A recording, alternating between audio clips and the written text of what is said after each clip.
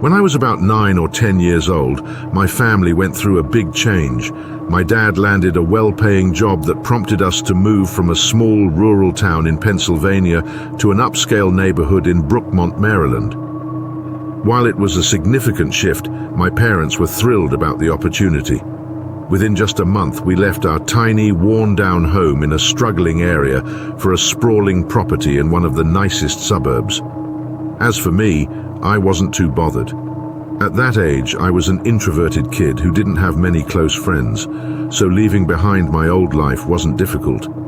Years later, my parents admitted that part of their excitement about the move was giving me a fresh start. Adjusting wasn't hard, considering how much better our new home and life seemed. The house was massive, even to my 10-year-old self, and it was clear we wouldn't be struggling financially anymore. Of everything about the house, the backyard was the highlight. It had a huge hedge maze that was perfect for games like hide and seek, and best of all, it featured an incredible treehouse. Calling it a treehouse feels like an understatement. It was more like a tree fortress. Built across several trees, it had 3 levels, proper stairs, and seemed like something professionally constructed. My brothers, Sean and Harold, and I spent hours exploring and playing there daily. But as time passed, my brothers, being older, grew bored of the treehouse.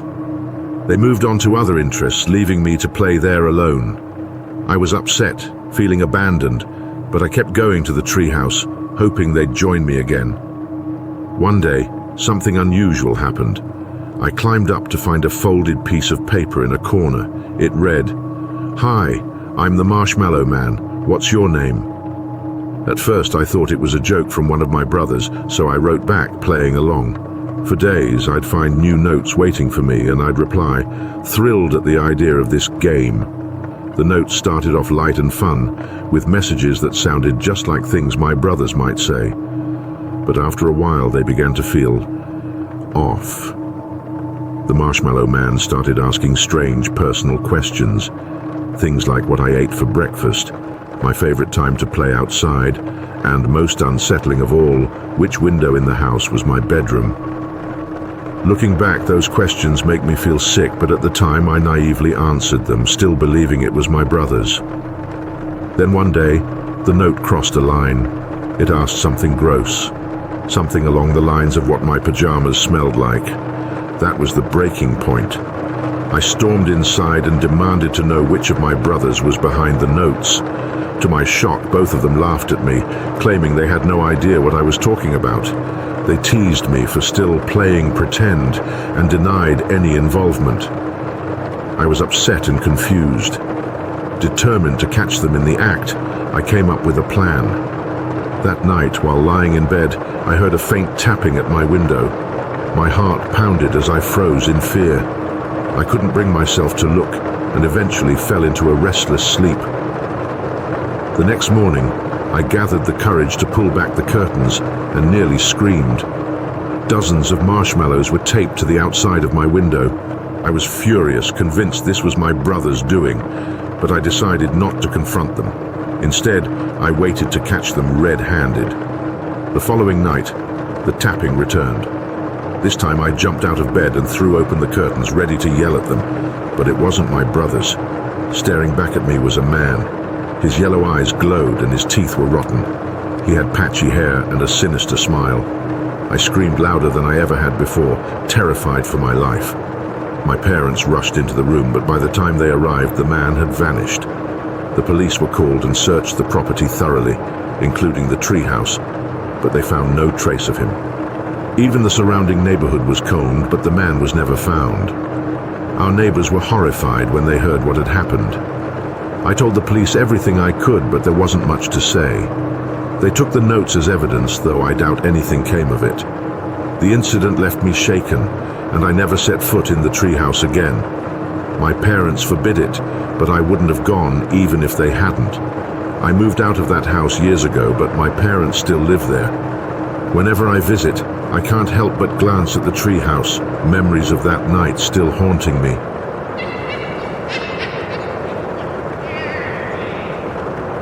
This memory has been on my mind a lot lately. My youngest son, Alex, recently left for college. I'm so proud of him. but the house feels emptier than it's ever been. Eerily quiet, to be honest. It's strange how, when the kids are little, you wish for some peace, but when you finally get it, it's not what you expected. Alex's leaving stirred up memories I hadn't thought about in years, ones that I'd rather not revisit. People have said it's normal to reflect on your children's younger years during big transitions like this, so maybe that's why it resurfaced. When Alex was a kid, he was full of life and curiosity, always exploring and getting into something. But there's one memory from when he was 8 years old that still unsettles me. I've never been able to explain it. Back then, I was a lot more hands-on. As a carpenter, I loved tackling projects, and one of my proudest was the treehouse I built for Alex in our backyard. This wasn't some flimsy platform nailed to a tree. It had walls, a roof, and proper wooden stairs. I wanted it to feel like his own little hideaway. My wife, Emily, wasn't thrilled about the idea at first, worrying it might be unsafe. But I reassured her, arguing it was safer than letting him climb the wild branches he loved to scramble up. Eventually, she came around and Alex adored it. To give you some context, our house sat at the end of a secluded cul-de-sac with a backyard that backed into the woods. That privacy was one of the reasons Emily and I fell in love with the property. The treehouse was visible from our bedroom window, so I could keep an eye on Alex whenever he was up there, even though I couldn't see inside it because of the walls. For a long while, everything seemed normal. Alex would spend hours playing in the treehouse, usually by himself, since his older brother had outgrown it. Then one day, Alex started mentioning a new friend named Sam.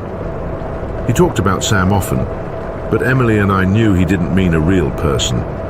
There were no kids in the area with that name. At first, we thought it was sweet and harmless, but Alex was 8, which seemed a bit old for an imaginary friend. It felt odd. Things took a turn when Alex started spending more and more time up there. He wasn't bringing toys or books with him, just going up empty-handed and staying for hours. I asked him about it one day, and he told me Sam was shy and only wanted to play in the treehouse. Sam didn't like coming inside, he said. That struck me as strange. Weren't imaginary friends supposed to follow kids everywhere? Then one Saturday, Alex came home with a black eye. I asked him what had happened, and he hesitated before mumbling that he'd gotten into an argument with Sam. At first I thought he was joking, but when I pressed him, he got upset and ran to his room in tears. Emily and I were convinced he'd had a fight with one of the neighborhood kids and didn't want to admit it. Emily even suggested we take down the treehouse altogether, but I wasn't ready to destroy something I'd worked so hard to build. Instead, I told Alex he needed to be honest with us about what was really going on. The next day, curiosity got the better of me, and I decided to check out the treehouse myself. What I found made my skin crawl. Scattered across the floor were small, filthy socks and shoes, none of which belonged to Alex or his brother. Alongside them were food wrappers, utensils, and even a couple of dirty plates. What really unsettled me, though, were the pencil drawings covering the walls. They depicted animals, foxes, bears, deer, but one stood out, a massive spider with a bizarre human-like face. The sight of it made my stomach turn. When I confronted Alex, he claimed Sam needed food to keep talking and was forgetful, which explained the shoes. That was the final straw. I banned him from the treehouse entirely. I thought he was lying to cover up mischief, perhaps scavenging random items from the neighborhood. But then, something happened that changed everything. One evening, as I looked out the bedroom window, I noticed movement near the treehouse. I assumed it was Alex disobeying me, but when I looked closer, I saw a thin, frail-looking child climbing down the steps. It wasn't Alex. This boy's clothes were ragged and dirty, and he moved like he hadn't eaten in days. I rushed outside, shouting for him to stop, but as soon as I opened the door, he darted into the woods. He moved unnaturally fast, disappearing among the trees. We called the police, who conducted a thorough search of the woods but found nothing. No children were reported missing in the area. When the officers spoke to Alex, he revealed something chilling. Sam wasn't alone. According to Alex, Sam lived in the woods with other friends he called Bear, Fox, and other animal names. Sam had repeatedly begged Alex to leave us and join them in the woods, growing angry whenever Alex refused. We never saw Sam again. Emily, who has always been a little superstitious, believes Sam wasn't human. I don't know what to believe. Even now, I can't decide what's more unsettling, the possibility of a supernatural encounter or the thought that something sinister might be lurking in those woods.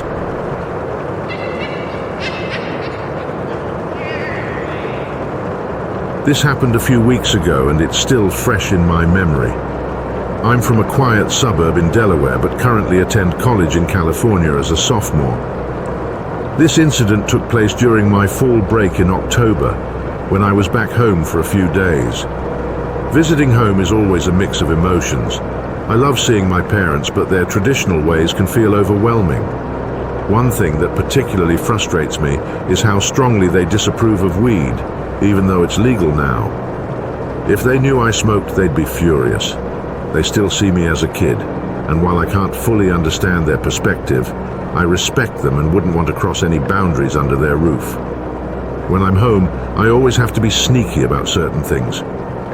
Over the years, I've become pretty good at it, whether it's sneaking out late at night or hiding things from them. Smoking indoors is absolutely off limits, since my dad has an uncanny ability to sniff things out. Thankfully, the old treehouse in our front yard is still standing. My parents built it for me when I was little, and while it's a bit worn out, it's surprisingly sturdy. Tucked high up in the trees, it's hidden from view unless you know where to look. From up there I can see the entire yard, the street and parts of the house, but no one can spot me easily. That treehouse was my go-to escape as a kid, and even now it holds a special place in my heart. On the Saturday before I was set to head back to school, my parents went out to a banquet and wouldn't be back until late. Knowing I had hours to myself, I climbed up into the treehouse with my stash to enjoy some peace. The chilly evening air added to the mood, and as I watched my breath in the cold, I felt this wave of nostalgia. I spent the evening up there watching the sunset and reflecting on school and life. By the time I was done, it was already dark outside, which meant I'd timed everything perfectly. That's when I noticed something. As I scanned the yard, a light flicked on inside the house. My heart skipped a beat. I was supposed to be the only one home. I froze, staring at the illuminated window, my mind racing with questions. Then, out of the corner of my eye, I caught movement in the backyard. 3 hooded figures were creeping around, moving quickly and deliberately. It hit me like a punch to the gut. They were breaking into the house. I watched in disbelief as the 3 figures approached the front steps, where a 4th figure opened the door to let them in. My chest tightened as the realization sank in.